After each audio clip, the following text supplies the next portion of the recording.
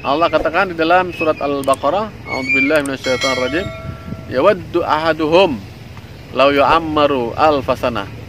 Bahwa di ayat ini sebelumnya berbunyi, engkau wahai Rasulullah SAW akan menemukan orang-orang Yahudi dan orang-orang musyrik itu orang yang paling tamak dengan kehidupan dunia. Maka masing-masing dari mereka bercita-cita untuk hidup lama, panjang umurnya sampai 1000 tahun. Bismillahirrahmanirrahim. Alhamdulillahirabbil alamin. Assalatu wassalamu ala Rasulillah wa ala alihi washabbihi ajmain. Jumpa kembali saudara-saudara sekalian, saudara muslimku yang mulia. Semoga Allah SWT berikan kita umur yang bermanfaat. Hari ini kita ada di kawasan industri. Kalau di Batam, industri yang banyak adalah industri perkapalan untuk daerah tepi laut. Ya, sekarang kita ada di sini dan kita ingin merefleksi. Kita ingin merenung. Merenung apa? Bagaimana industri-industri ini dibuat? Tujuannya adalah satu, untuk memajukan keduniaan. Keduniaan ini apa yang dikatakan oleh manusia? Manusia ini selalu ingin mencari kemudahan. Dulu zaman tidak ada teknologi, orang mencari air langsung ke sumbernya. Lalu mereka membuat teknologi, membuat pipa agar mereka tidak lagi payah pergi. Kemudian buat mesin. Dengan mesin ini bisa dijadikan transportasi, bisa dijadikan untuk memenuhi atau memuaskan segala keperluan manusia. Termasuk kipas-kipas itu hasil daripada teknologi mesin.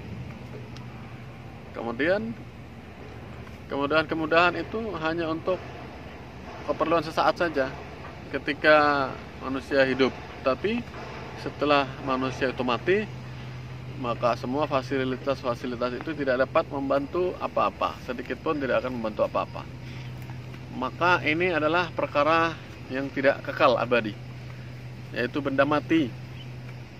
Kalau manusia ini terdiri daripada jasad dan roh atau nyawa.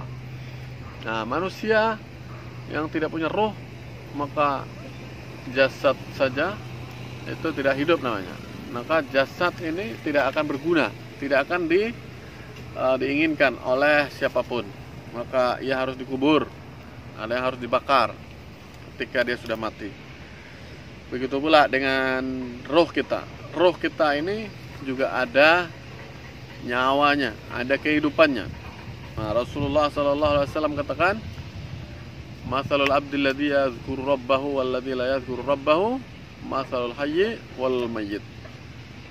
Orang yang mengingat Tuhannya, dengan mengingat Tuhannya itu kemudian perbuatannya menjadi lurus. Dengan orang yang tidak mengingat Tuhannya, perbuatannya selalu merugikan orang lain dalam hal rohani. Maka perbedaannya, kata Rasulullah SAW, itu seperti orang yang hidup dengan orang yang mati. Maka orang yang hanya mengejar dunia saja, untuk apa dunia itu dikejar? Hanya untuk memajukan dunia lagi. Kalau sudah dapat dari usaha satu, nanti buat usaha lain lagi. Usaha yang dua, nanti dapat hasil, buat lagi usaha, 4 usaha. Dan seterusnya, ditumpuk-tumpuk. Kemudian dia bisa melakukan apa yang dia mau, keliling dunia, atau dia bermain-main yang tidak bisa dilakukan oleh orang yang tidak seperti dia. Maka ini dunia yang seperti ini hanya memberikan kepuasan dia untuk kehidupannya di dunia saja. Maka dunia seperti ini adalah dunia yang mati. Dunia yang mati ini tidak ada gunanya bagi manusia. Kalau cuman sekedar hidup saja di muka bumi ini, maka Nabi Sulaiman, seorang manusia yang diberikan keistimewaan oleh Allah SWT, diberikan kerajaan yang sampai hari kiamat nanti tidak ada orang yang dikaruniai kerajaan seperti kerajaan Nabi Sulaiman alaihissalam. beliau ini memimpin manusia, juga memimpin bangsa jin, dan memimpin binatang-binatang. Bahkan Allah beri kemampuan ia untuk memahami bahasa binatang. Maka Nabi Sulaiman dalam hadis Nabi SAW, beliau mengatakan, Kullal aishi qad jarrabnahu fawajadnahu yakfi minhu adnahu. Semua gaya hidup manusia ini sudah kami alami, mau yang paling mewah ataupun yang paling kere. Tapi kata Nabi Sulaiman, hanya untuk sekedar menghidupkan kita saja, menghidupkan jasad kita saja, cukup dengan gaya hidup yang paling rendah. Misalnya makan, orang punya kelas-kelas beras, ada beras super, ada beras yang paling rendah, ada beras tengahan. Begitu pula dengan gandum, begitu pula dengan kendaraan, ada kendaraan yang paling mewah, ada juga kendaraan yang butut, ada kendaraan yang paling cepat, ada yang kendaraan paling lambat. Tapi kata Nabi Sulaiman, kalau cuma buat sekedar hidup di dunia saja, nggak ada cita-cita untuk kehidupan di akhirat, ya sudah cukup dengan kehidupan yang paling rendah. Jadi orang yang paling miskin di dunia ini juga dia bisa hidup sama seperti hidupnya orang kaya. Dia bisa makan, dia bisa tidur, dia bisa pergi kemana-mana. Ini kata Nabi Sulaiman alaihissalam. Maka kalau dunia hanya untuk dunia saja, seperti itu. Maka orang-orang yang tidak paham bahwa tahap-tahap kehidupannya akan sampai pada tahap kehidupan kubur, kemudian dibangkitkan lagi, kemudian dipertanggungjawabkan kehidupannya di dunia di hadapan Allah SWT di padang mahsyar nanti. Kemudian Allah akan berikan catatan amal, kemudian Allah SWT akan berikan lagi cobaan untuk melalui sirat. Itu orang hanya akan puas dengan umur yang diberikan Allah di dunia saja. Allah katakan di dalam surat Al-Baqarah, A'udzubillahi minasyaitonirrajim, yawaddu ahaduhum law yu'ammaru alfasanah. Bahwa di ayat ini sebelumnya berbunyi, engkau wahai Rasulullah SAW akan menemukan orang-orang Yahudi dan orang-orang musyrik itu orang yang paling tamak dengan kehidupan dunia. Maka masing-masing dari mereka bercita-cita untuk hidup lama, panjang umurnya sampai 1000 tahun. Padahal wamahu abi muzahzihi minan nar, bahwasanya umurnya mereka, seandainya mereka dapat umur panjang selama 1000 tahun, maka dengan umurnya di dunia itu dia tidak bisa melepaskan diri dari siksaan api neraka. Maka saudara-saudaraku sekalian yang dirahmati Allah SWT, kalau kita kembali kepada agama ini, maka roh dari dunia adalah agama. Kalau kita punya harta, misalnya 1 miliar atau 1 juta, maka 1 juta atau 1 miliar ini akan habis untuk kehidupan dunia saja. Tapi kalau ada agama di dalamnya, dalam kehidupan kita ada agama, maka ketika kita memberikan nafkah buat keluarga kita dengan nama Allah, maka jadilah ini harta dengan pahala sedekah. Jadilah ini harta bernilai untuk kehidupan akhirat. Tidak hanya bernilai dunia saja. Tetapi kalau kemudian kita gunakan harta ini hanya untuk dunia, tidak ada niat karena Allah, tidak ada agama, maka habislah itu harta jadi urusan dunia saja. Maka mati kita, tidak punya panen apa-apa. Maka untuk menghidupkan harta, menghidupkan dunia ini harus melalui agama. Kemudian kalau kita punya rumah, rumah ini bagian dari harta dunia. Harta dunia ini, kalau rumah ini kita gunakan untuk berfoya-foya, maka tidak ada guna. Ketika di akhirat, maka rumah ini tidak berbekas lagi. Tapi kalau rumah kita gunakan untuk amal agama, maka amalan-amalan ini yang dilakukan di rumah akan dapat dipanen ketika di akhirat kelak. Maka inilah ad-dunya jifah. Kata Rasulullah SAW, dunia merupakan bangkai. Nah, sampai dunia itu digunakan dalam agama, maka bangkai itu akan berubah menjadi barang hidup, yaitu dapat menolong pemiliknya sampai ke surganya Allah Subhanahu wa taala. Maka begitu pula agama. Agama ini dianggap merupakan satu-satunya solusi. Padahal agama juga bisa hanya tinggal amalan-amalan saja. Orangnya sholat tapi hatinya tidak sholat. Orangnya puasa tetapi sebenarnya jiwanya tidak berpuasa. Agama ini juga memiliki ruh.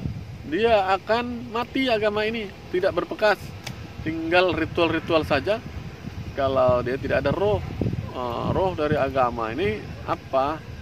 Yaitu usaha dakwah. Dengan dakwah ini manusia ini akan diajak untuk mendekat kepada Allah. Dakwah ilallah. Maka orang yang sholat akan menyadari bahwa sholatnya itu adalah karena Allah.